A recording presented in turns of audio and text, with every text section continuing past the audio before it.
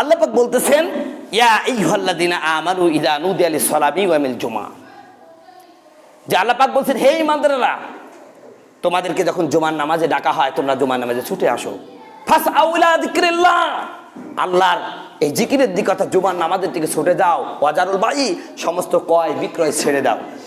এই যে দিন তো অনেক দিন আছে, শনিবার আছে, রবিবার আছে, সোম আছে, মঙ্গল আছে, বুধ আছে, বৃহস্পতিবার আছে, শুক্রবারকে আমাদের জন্য নির্বাচন করলো কেন? এই জুমার দিনকে আমাদের জন্য নির্ধারিত করলো কেন ইবাদতের জন্য? জুমার দিন আল্লাহ পাক নির্ধারিত করেছেন এই কারণেই যে পৃথিবীতে যত ভালো জিনিস আছে আল্লাহ পাক এই জুমার দিনে সব তৈরি করেছেন। বলেন সুবহানাল্লাহ।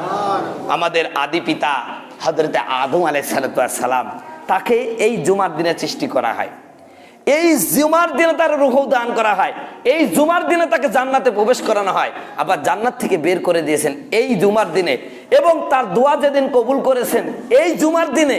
এই পৃথিবীটা যেদিন ধ্বংস হয়ে যাবে সেই দিনটা হলো জুমার দিন। সুবহানাল্লাহ বলেন। প্রিয় ভাইয়েরা আমার, জুমার দিন মুসলমানের সাপ্তাহিক ঈদের দিন। রাসূলুল্লাহ সাল্লাল্লাহু আলাইহি সাল্লাম বলেছেন এই জুমার দিনকে এই ইবাদতের মাধ্যম এবং সকলকে একত্রিত হওয়ার কথা বলা হলো কেন? যাতে করে মানুষ সারা সপ্তাহ ব্যস্ততার মধ্যে থাকে, এই একটা দিন সমাজের সব শ্রেণীর মানুষ যেন একসাথে হয়ে একই কাতারে কাঁধের সাথে কাঁধ মিলিয়ে নামাজ পড়ে পরস্পরের দুঃখ দুর্দশাগুলো বুঝতে পারে, অনুধাবন করতে পারে। এই জন্য আল্লাহ পাক এই জুমার দিনকে আলাদাভাবে ফরজ করে দিয়েছেন। বলেন সুবহানাল্লাহ। আপনি দেখেন আমরা প্রতিদিন জোহরের নামাজ কয় রাকাত পড়ি? ফরজ কয় রাকাত পড়ি? ফরজ জোরে বলেন। জুমার দিনে কয় রাকাত পড়ি? দেখেন একটা দিনের জন্য নামাজকেও কম করে দিয়েছেন, তাহলে সেই দিনটার গুরুত্ব কত? সেই জুমার নামাজটা যে ব্যক্তি পড়ে না, ওর মতন দুর্ভাগা আকাশের নিচে জমিনের উপরে কেউ আছে বলে আমি বিশ্বাস করি না। এই জন্য জুমা ছাড়বেন কি? কথা বলেন। আপনাকে আল্লাহ সারাদিন ইবাদত করতে বলছে না।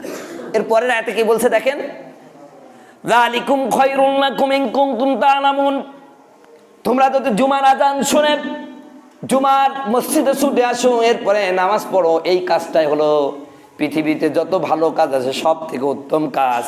শোনো ও আমার বান্দারা, শোনো, তোমরা বড় কষ্ট করে তোমাদের সমস্ত ব্যস্ততা উপেক্ষা করে আমার শরণার্থে জুমার নামাজ পড়তে এসেছো, তোমাদের ব্যবসায় কিছুটা ক্ষতি হয়েছে, কাজে বিঘ্ন হয়েছে।